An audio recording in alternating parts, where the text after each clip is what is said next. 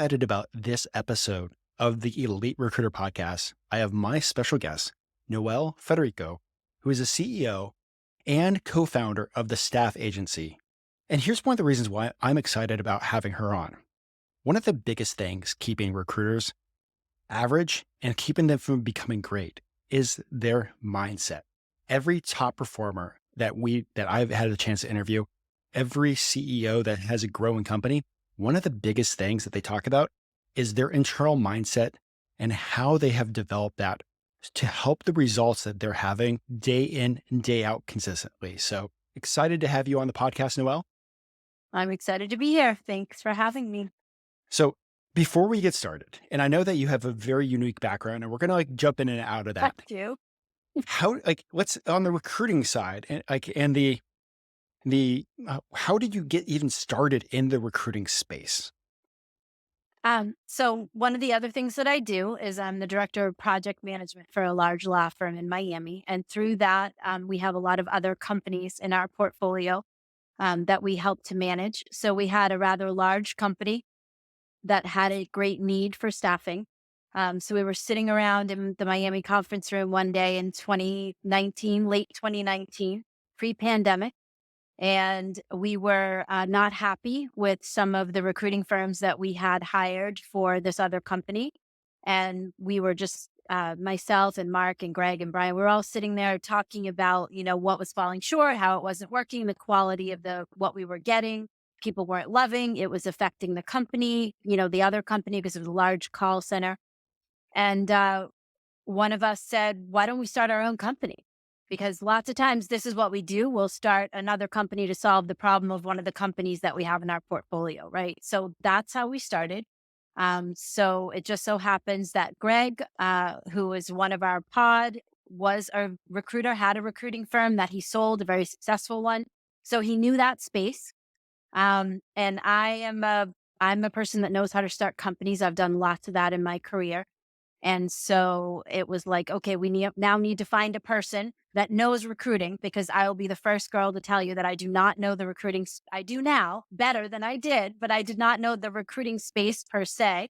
So we found Josh Kerner, who happened to be the brother-in-law of one of the attorneys in our world. And so we took him on. And we started, and then we brought on a couple people, and then we just went from there. And now we're 12 strong. So, and now we are actually, we started as sort of to serve this other company, and then we just were like, okay, now we're just going to grow and take on other, so now we have a very vast portfolio of companies that we serve and ever growing, as well as continuing to grow our internal staff. I love that. So no recruiting background, but you guys had a need and you guys have been working with recruiters for years and Right. you were not happy with the service. You were not happy with the quality of the candidates. So you guys just said, excuse my language, fuck this. Let's do it ourselves. Pretty much. Yes. Yes. And then And several espressos later, we came up with a name, and there we were off and running. that is awesome. And it's one of the things that I absolutely love about the space is like it's a space where a lot of people can come in and make a difference. And like, okay, I've been seeing how this is going. I think the game can be changed. And now I can bring value to the organizations out there based on the lessons that I have learned and I have seen through my time. Mm-hmm. One of the things I found really interesting is as I sat there and as we listened to the conversations, and then as we brought Josh in and I listened to him tell me what he didn't like about, other companies that he had worked for. And then as we brought in team members and I heard all these horror stories of recruiting agencies and how awful it was and how nobody cares about the people or the employees, and they're run, simply by metrics. And if your kid is sick or you have to do something for your family, nobody cares. They want you to, so all of that. So me being I'm a person that just likes to add value. I am really just, I love people and I love to contribute to people. And so that was my interest. I've studied success principles since I was 12 and I'm 55 now, so a long time. And I thought, how cool would it be to build a company based on everything I've learned in my career and everything that I've been studying since I was a little girl? And what could happen if we built a company based on pouring into the people first and meeting, our business objectives second. And that's really why I pushed actually and requested to be the CEO of this company because I wanted to do an experiment, really. I wanted to see what would happen if everyone that we hired, I actually said to them, if you don't wake up every day wanting to come to work and loving your job here, then you shouldn't work for us and you shouldn't come and be employed here and I don't want to hire you. And so that's pretty much, I still am the last person that sees anyone that we hire. So we're still small enough that those interviews still come through me. And it is a question that I ask and it is something that I still say. And so far, so good. And, I want to say is like, has that question really helped shape the culture of the people that you have coming in the door? Our, our culture is our most valuable asset, in my opinion. And everyone that comes to work for us, my first question is, what's your what? Like, why? Why do you recruit? Why do you think you want to recruit? Why do you want to do business development for me? Why should I hire you? What are you going to bring to the table? What is your, and if someone says to me, I just want to make a lot of money, there's been cases where I won't hire them and I'm just, thank you very much, but no, thank you. So, and I tell my team, listen, that we have to make money in order for us to pay you. Like you're all adults and you get that. So you kind of know what you need to do. And, yes, we have metrics and some objectives, but we are not, we're not micromanaging people and having them stuck in the minutia. You know, um, I care about their families. We send birthday gifts, we send lunch. Sometimes I'll buy them ice cream. I'll send ice. We're mostly virtual. So we'll send cupcakes or ice cream, or I still jump on the staff meeting every Friday just to get the temperature of how everybody is. I very much care most about them and second, obviously, that we're doing business well and that we're making enough money to cover ourselves and everything else. So, and I'm always leading by how can we serve? So go to market with how can you add value to the client? How can you add value to the candidate? And and yes, the financial aspect is important. In my opinion, it's not the most important thing. I love that. And you guys have like been growing and you guys have because of like what you're doing with the team and everything. So that's phenomenal, especially in a space where, you know, there are many other organizations out there that I don't want to say are cutthroat but Hmm. here's a stack of business cards. Go make some money. See you later. Right. That's out there. Right. Well, and one of the questions I wanted to ask is like, I don't want to say like recruiting has turned into like a second career, but you've been in multiple other spaces.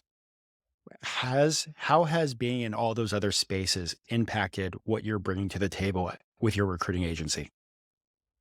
What I learned to do over the years was build a successful company and I learned how to train and grow leaders, right? So I am a firm believer in that the best thing that you can do as a leader or a manager is to train other leaders and managers in how to do that well. Because there are a lot of schools of thought that don't work as far as managing people and, leading people, right? So all of the different industries that I've been in over my 35 plus year career, all of those things have helped me in this position because I know the financials, I know what it takes to run a business. I understand the bottom line. I know, about risk assessment. I know about HR stuff. So I know enough about a little of everything to know who I need. And I know that I don't know what I don't know. And I also know that my real job as a leader and a CEO is to hire people that are smarter than I am in their arena and bring them on board and let them shine. And that's really, I think if I had never been in another industry or never led anything else, I think it would be really easy to just think that, maybe I knew everything or maybe, it was all about me or maybe it was an ego show. I've been kicked enough around, in all the different things that I've done and all the companies that I've started over the years and grown that I understand it is not about me at all. A real leader is the one at the back of the room that's watching everyone else and really listening and then seeing how he or she can serve the people on the team because they're the ones that are the hands and feet of the company, right? They're on the ground. I'm not in the day to day. They know what they need to do. It's my job to make sure that they have what they require so that they can do what they do best. Fantabulous. And I think that's a lot like what I've seen with leaders in the recruiting space. Like it's hard for them to sit back and like actually focus on growing their people when many of them are so used to like still having to grow their own desk and that like juggling everything. So I love that you said that. And one thing I do want to ask before we really start doing a deep dive on mindset, you guys have expanded your guys' offerings outside of just recruiting to like Mhm. management and consulting. What would you say to other recruiting owners and agencies out there about having a portfolio of options for your clients? I would say if you are in this industry or any industry right now, everything is changing, right? Work is changing. Workforce, cultivation is changing. Um, the way that we're doing business is changing. So start looking at what you think might be a difficulty 5 years from now, 10 years from now, and start solving that problem now. Like think about your clients that you see, the people that you have, the candidates that you have. What challenges do they face? Where do you see that they're getting stuck? Where do you see that you might be able to invent something that could help them and start inventing solutions to problems that people don't even know that they have yet? That's really the way to kind of grow your verticals so that you're not just pigeonholed, right? Because if you're pigeonholed in only doing business when people are hiring, then we all know that there's going to be lulls in that, right? If your business is looking at how to add value to your client and add value to the candidates, you'll come up with a whole bunch of vertical ideas and then you'll kick the tires and see what works. That's Really, awesome. though, the thing is to be focused on adding value, right? Because if you're focused on adding value, then when I'm talking to you and I'm listening to you as a client, I'm really listening. I'm listening to what you're telling me about your company or the difficulty that you're having with your hiring process. And then I'm thinking to myself, how could we solve this problem for this company besides just placing or giving them a candidate? That's that's awesome. And it's something that with the market shifting going into 2024, things it's not the same world that we used to live in. The world is No. changing and we got to change with it. So love that. So jumping on mindset. And like I said at the very beginning of this podcast, it's one of the biggest things that every top producer talks about is having the right Mhm. mindset. Before we talk about having the right mindset, I want to know from you, what are things that really screw up people's mindset and keep them from having a good mindset for success? One of the biggest ways that people get trapped is something happens in the moment right here and they react to that versus respond to it. So they get very emotional. We'll take recruiting, right? Because it's an easy way, it's an easy thing for your listeners to understand. So you have a deal on the table, you think you've got it. Client bails or candidate bails. Now you just lost a $25,000 commission. So in this moment here, you start freaking out because that happened. So that just throws your whole, if you are not kind of diligent with your mindset, and we can talk about some ways to focus yourself, like you were just saying. But if you are not that, now your whole day is ruined. Maybe your whole week is ruined. And your consistency and your productivity are out the window, right? Because now you're panicking because it seems like you just lost this $25,000 fee. And maybe that commission is what you needed to pay your mortgage. So you're just tripping now. And it's very, and so by the law of attraction, however you are, whatever your energy is in this moment is the next moment that you're attracting to yourself, right? So if I'm freaking out in this moment, thinking that I'm now poverty stricken because I've lost my commission, now I'm just attracting like more frantic stuff to react to because I've lost my peace, you know? And so really, if you're a top producer, you want to be a top producer, you want to be a manager or a leader, you have got to be vigilant about controlling your reactions and teaching yourself how to respond versus react emotionally to what might be happening in the moment. Also, you must be careful not to ever judge anything by the way that it looks in the moment. You're judging by your intention in the matter. So let's just say this recruiter had an intention to make a $3,000 commission that month, and now they've lost what appears to be that commission. If they're just judging by their intention, then they're just saying, okay, that one didn't work out. Let me go look for the next one, right? If they're judging by that this is their whole life for the month right here, what happened? They're out the window and everything's gone, right? Because of how long is it going to take them to calm themselves down and get themselves refocused? So when you're in sales, in any business really, but especially in sales or business development where it's all relationship based and people can do weird stuff. I mean, I'm sure we've heard some incredible stories about candidates and clients that have just done weird things right at the end. You can't afford to be reactive. You have to school yourself into having your intentions and your goals and setting up your consistency and your productivity to follow that instead of following what's happening in the moment. Because moment by moment, it's like a ping pong. Anything can happen. In this space, we're not dealing with widgets. We're dealing Right. with, it's a two-sided sales with people. Yes, and people are very unpredictable. No, never a dull moment when it comes to people. Okay, No. so making sure that we're reacting properly, making sure that we're our intentions are more long term. Yeah. What are some other structural things that we can do to really start setting up our mindset and changing our mindset for the better?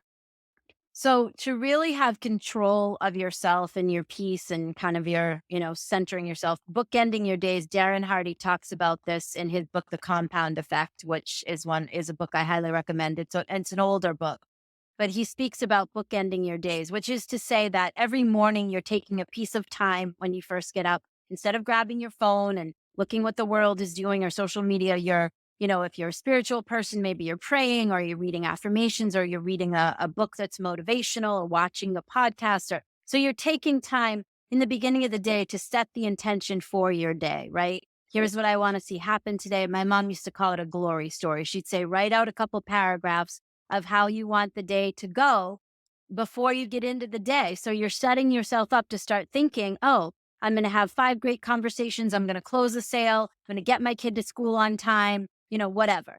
And then you have the day. And then at the end of the day, you're taking that same time to just review what happened, accept that maybe some things didn't go the way you wanted, have gratitude for whatever did go the way you want it to go, and now you're ending your day like that. So you are very much in control of how you begin your day and how you end your day, which sets your mindset, right? And then in the middle of the day, when stuff gets thrown at you, you're already coming from a calmer place. You're like, I set my intention for the day. Okay, this is happening right now, but it's not the end of the world. What's the solution? Versus, oh my God, having a huge emotional reaction to something. So to control your mindset, you have to be intentional about this stuff and you have to be consistent. It has to become a habit to control your mindset. And it has to be a habit to set up your day and end your day in a good way. If you just leave it to the world, anything can happen. You're the only one that's in control of your future.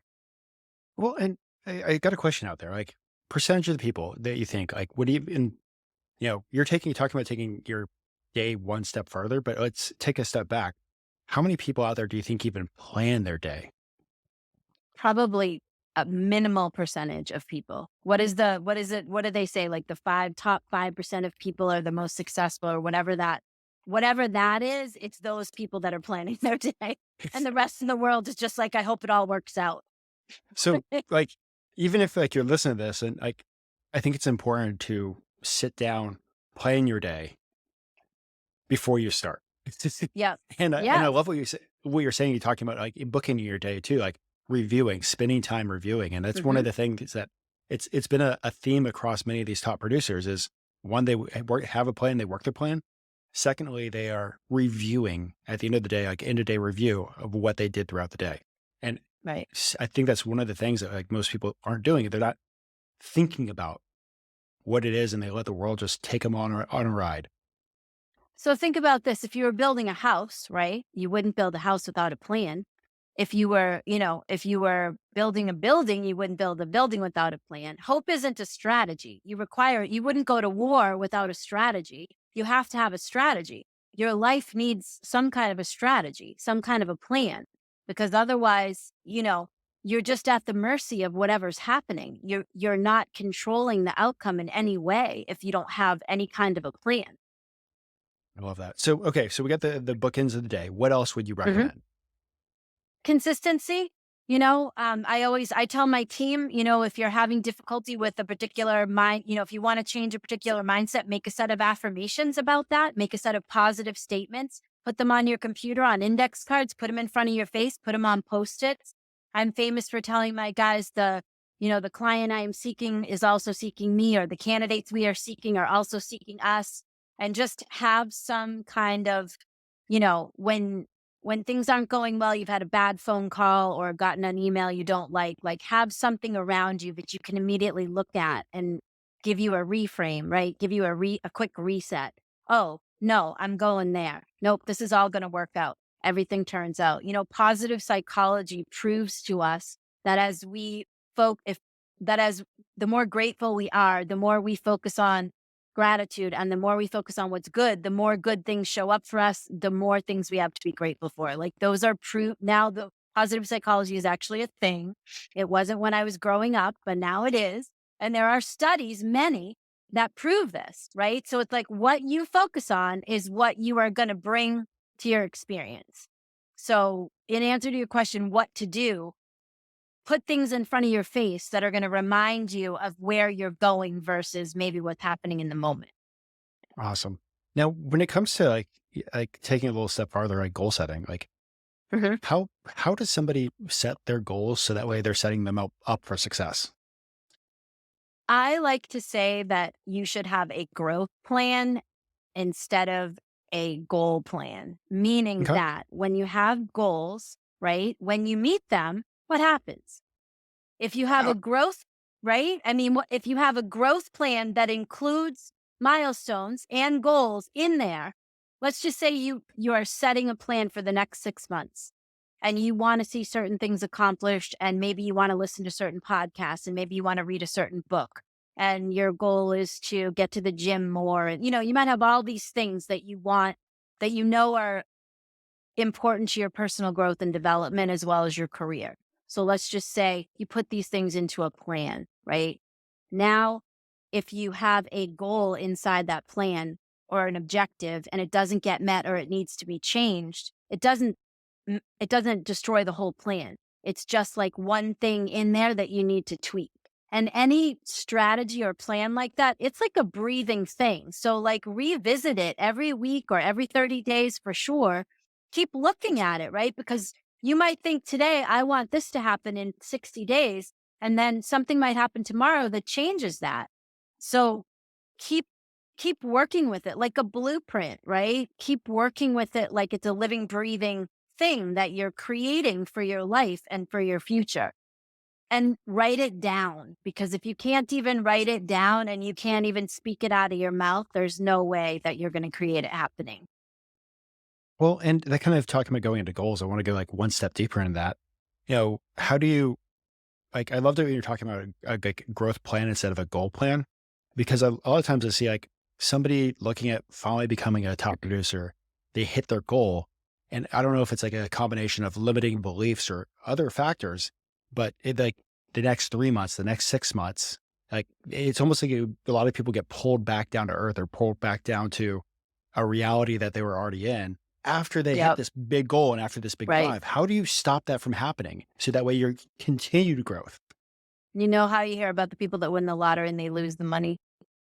Yeah. You know, like a great percentage of people that have won the lottery, they lose the money. And this is the same reason why you have a big, fat, hairy goal and you meet it and then you backslide, because you haven't done. So you have to bring up your worthiness and your kind of like your self-worth, right? You have to bring that up along with you as you're achieving, as you're going after, as you're leveling up your income, as you're becoming a different person. You have to elevate your self-worth. One of the ways that you can do that is by being consistent, right? Because if we are consistently doing, if we want to make a new habit, and then we say to ourselves, "Oh, I want to do this," and then we do it consistently, day after day, day after day, day after day, then we're saying to ourselves, "Oh, I can do this. I'm a kind of a person that can make a new habit and make it work for me." Then maybe after I have success with that for a month or two, I'm like, I'll add another new habit. I'll do this. I'll start doing this. And as you are consistent with that, you think more of yourself, right? Because you're proving to yourself that you're a consistent person and you can do something over and over again. And as you get more consistent, your self worth elevates. And then you actually believe that you deserve the goal that you got, or the weight that you want to be, or the salary that you want to have. Because sometimes we forget the self worth part. We set our eye on the prize.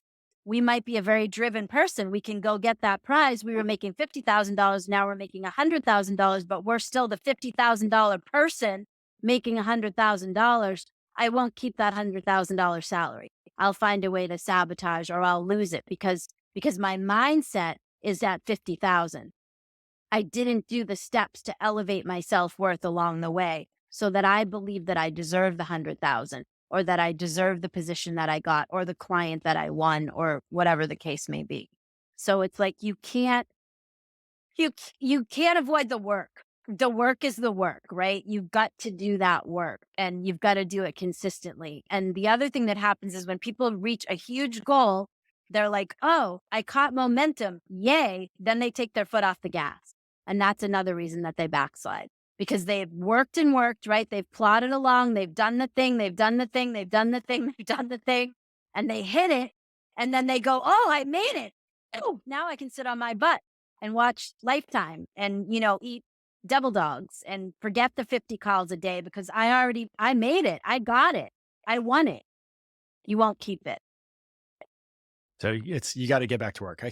You celebrate the success, but at the end of the day, Celebrate the success. Yes, for sure. But this is why, if you have a growth plan, right? So you have a goal, and then you have another one, and then you have another, and if every 30 days or 60 days you're looking at that saying, is this still the goal that I want? Do I still want this salary? Do I want a bigger salary? Do I want to add anything? Do I want to take anything away? Do I want to learn a new skill? Am I seeing that I could develop myself in this way? Should I be getting to the gym more? Do I want to add that? Should I eat less sugar? Maybe I shouldn't drink so much after work. Maybe it's not good for my productivity. Like, ask yourself, people don't ask themselves these questions, right? They just hope it all turns out. And then they wonder, why is my life not the way I want it to be? Why don't I have the salary that I want? Why can't I get the clients that I want? It's really not a mystery when you start to dig into their life and their habits. it's amazing how 5 years can disappear just like that. Mm-hmm. All right. So is there any other things that you should really be doing to set yourself up for success with your mindset? I really would encourage people to look at their personal development plan. This is something I feel like that gets lost, and it's something that we are really adamant about with our staff, and helping them to make one and discover what that might be. And that lots of times isn't related to anything to do with staff agency, right? It's related to their lives. So it's like, if you are not developing yourself in some way, learning a new skill, working on your health, whatever it is for you. Everybody has different things that they'd like to see happen in their life, spending more time with your spouse or your kids or whatever the case may be. If you are not working on yourself in any way, you are really not going to bring your best self to the game of work, right? Because you're not taking care of yourself over here in your personal life. So these things are really married together. It used to be a very separate conversation. And now that we have all these generations in the workforce, because the younger generations are more concerned with taking care of themselves and their self-care and their emotions, they're teaching the older generations, like, that's coming more into the workplace, right? I know you've all heard it about the self-care and mental health and taking care of yourself and all that. That really ought to have been part of the conversation all along. And so it's like there's a whole human, right? You might work for me, but you're a whole person. You have a whole life that isn't staff agency. If you're ignoring that life and not taking care of yourself, really, what version of you are you bringing to your desk every day? Not the best one. So if people are really wanting to know how to change their mindset or improve themselves at work, they first must look at, like, their own life and what do they really want to improve there, and how do they want to grow? What do they want to see themselves doing in 5 years, in 10 years? What legacy do they want to leave for their children? These are questions that people don't really ask themselves. What do you really want? It's a great place to start with a question for yourself. What do you really want? Love that question. Well, let me just kind of like talk about this. Like you talked about building a growth plan for your people. if you're a leader Mhm. listening to this podcast and you have a team, what should you be doing or how do you build a growth plan for your members on your team? So what we did is we have a coach that is contracted to us that we went out, and so her name is Erin, and we brought her in from. I'm a certified master coach, as is Karen is a certified professional coach. But obviously, we thought that us coaching. First of all, I'm the CEO, so nobody wants to talk to me about anything because they're like, it's weird, right? So I kind of learned that too. You can't be the leader and try to have like, conversations because people are always holding you in a different place. So we hired an outside coach. So that's a great way. You can hire an outside coach to help people, or you could work with an outside coach to develop maybe a template. If you don't have the economics to have coaching sessions for your team, we happen to offer a coaching session to each person. That's just part of what they get from working with us. And so that's just something that we've been able to do. You could develop a template, right? And then have the HR department could be, maybe there's someone on the HR department whose job it is to kind of go through the template with the employee and help them understand, what are the things that you might want to look at for a growth plan. And then, there's got to be some accountability there. So there has to be some kind of structure put into your culture that's supporting people with number one, making a growth plan, understanding what that is, and then giving them support along the way. Some accountability where there's a check-in, like, hey, how's it going? How you doing with that? What kind of help do you need? And I've seen a lot of things about uh, companies employing psychologists now because they're worried about the mental health of and well being of people. So I think that a coach, it's right along with that, right? If someone's really looking at their personal growth, they probably be more mentally happy, right? By working on themselves and looking at their so it's another not like a either or, but like an kind of a I think as a company you have to take more of a whole person strategy now. You have to really look at all of that and see what do you need to add to your HR program or your training, the way that you train or the way that you interact with your employees that wasn't there before, that will ensure that people are getting taken care of. Because here's the truth, Benjamin. If you're taking care of people, they're going to stay engaged with you. And if your employees are engaged, then you're going to have a healthy, prosperous company. When your employees start disengaging, that's leadership's fault. It means I'm not paying attention. Seen this like time and time again. Disengaged employees or disengaged team members aren't productive. Like most of the time, they're on their way typically out the door, and they're Right. not making sales, they're not bringing revenue. Like there's so many things that, and it's always impacting them personally too. Like there goes like our mortgage payment, like all sorts of stuff. So I love that you guys have Right. hired coaches, hired a coach for your team, so that way your team can grow as a whole person. And not just looking at the end of the day, like what structure that you guys have or what like commission that they're making. So huge Right. kudos to that. Thank you. So before we head over to the next part of the podcast, is there anything else that you'd love to share about mindset? I would just say that consistency is key.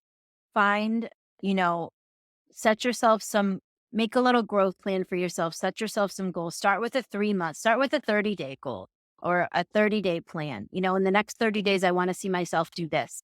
And for the next 30 days, I'm going to do these three things every day to get myself to that objective. Just start small. Consistency, be consistent. Most people can't hold the consistency day after day after day. And that's where, everything kind of gets lost. So consistency is key. And if they wanted to read something, I would suggest going and grabbing a copy of The Compound Effect, which really talks about how a small thing done day after day after day leads to a huge result in time. Oh man, that book is great. Everything when it comes to like work, talking about extra 100 calories per day, walking an extra 5 minutes. Right. Eh, Yeah. It Bit is a of a great wake up book. call. Well, awesome. And real quick, if you're listening to this and you're not in the middle of your workout at the gym or in the middle of a run, like hit the pause button and put together your 30-day goal. And then once you're done, hit play again. All right, for the quick fire questions. And remember, quick fire does not need to be quick answers, okay? Now, if you're if you're giving advice to a recruiter that's just getting started off in our industry, brand new recruiter, what would you tell them that they need to do in order to achieve success? I would tell them that they need to understand from whoever their supervisor is or wherever, like, what are the metrics that I need to hit? So I would tell them, go and seek out people that are succeeding in the position that you have and ask them, what do you do every day consistently that has led you to the result that you want? Be that a number of submissions or a number of phone calls or a number of emails or LinkedIn, whatever it is. Find out what is the plan, right, that they follow that got them to where they are, and then follow that plan, right? Go for someone that has the income, has the success that you want, understand from them what they've done to get there, and then follow that. And then once you follow that and understand it, then you can tweak it, to suit you better. But when you are new in an industry and you don't know how to be a success, find someone that is a success and ask for their advice and ask for the steps to tell you what to do every day, and then do it consistently. Even on the days when you don't feel like it, do it anyway. Awesome. Great, great, great advice. Now, what about the people that have been in the space for a while? What advice would you give to them to see more success or continued success? Because the world keeps on changing.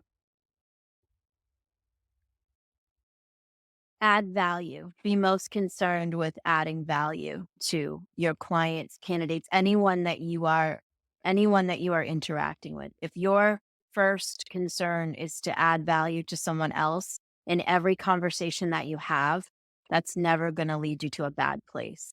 So instead of getting on the phone and trying to talk to somebody about what you want, get on the phone and talk to somebody about what they require or what you can do for them. Dale Carnegie, I'm a Dale Carnegie graduate. Dale Carnegie says, always lead with what you can do for them versus what you want from them or what they can do for you.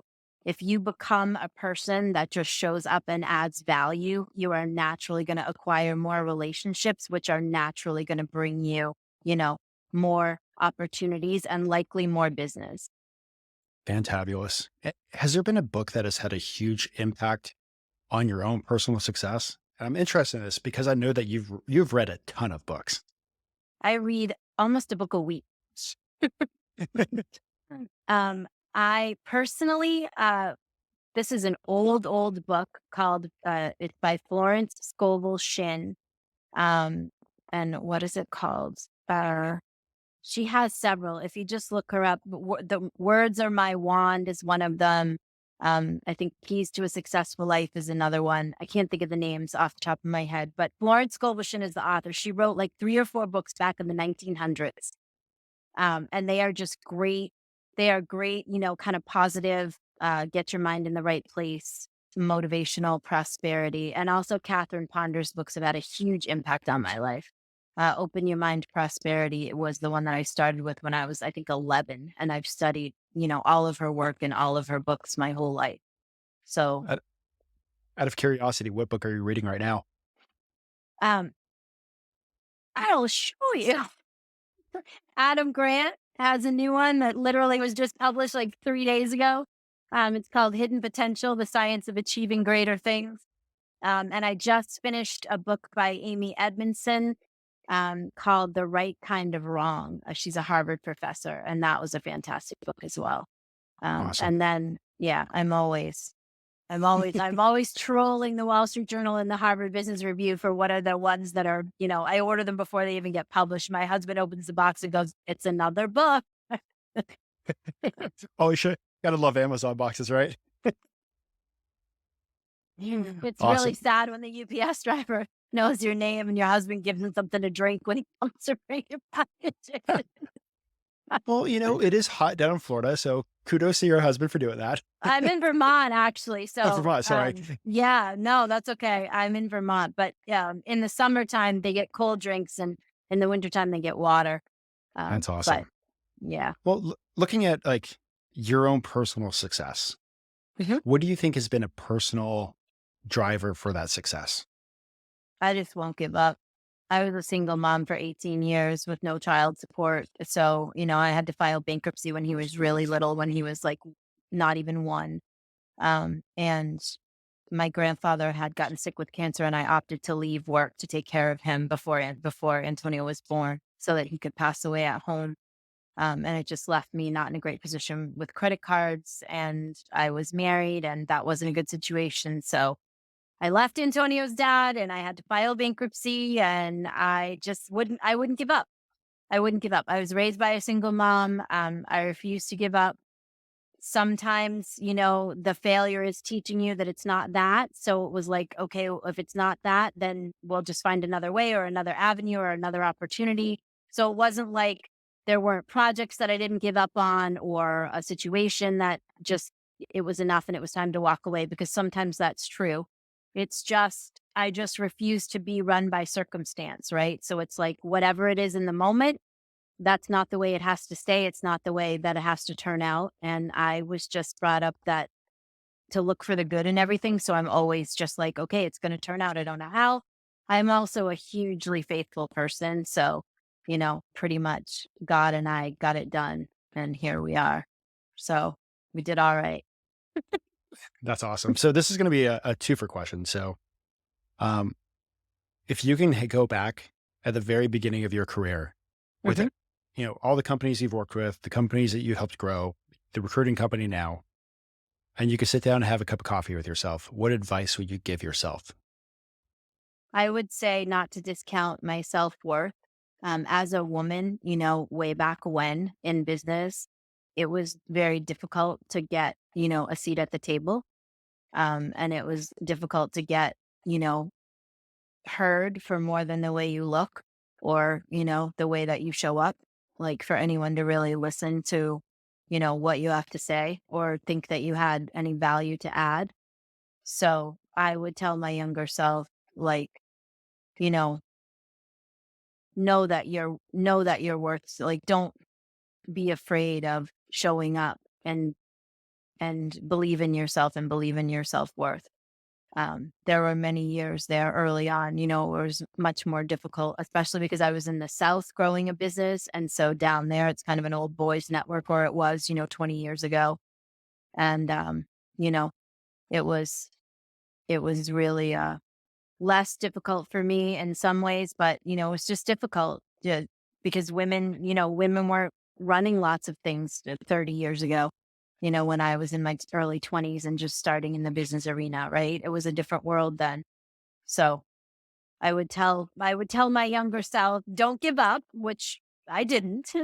And I would tell her, just believe in yourself, believe in your value and believe in your worth and just be authentic. Like don't tailor, what you're saying because of what you think somebody thinks about you. Just speak your truth and be authentic. I absolutely love that. And it's the exact same question, but fast forward to the beginning of technically your recruiting career. Mhm. What advice, if you were sitting down with yourself, would you give based on everything that you know now about recruiting? About the industry, about my place in the company, or like what It's like about what aspect? you're about the advice that you would give to yourself, like as the leader of this organization. Okay. I would say zip your mouth up and listen, because I will say that at the very beginning of this endeavor as taking on being the CEO, I had been used to starting things that were very entrepreneurial, so much smaller, not a smaller scale economically, but a smaller scale, like in who were the players, right? In the, in kind of the management arena. Um, and I was used to doing everything myself. I wore lots of hats in all the different companies for many years. And so I was used to pretty much doing all the things. And I was not so used to being like the person watching over all the things and then empowering the people, to do the things.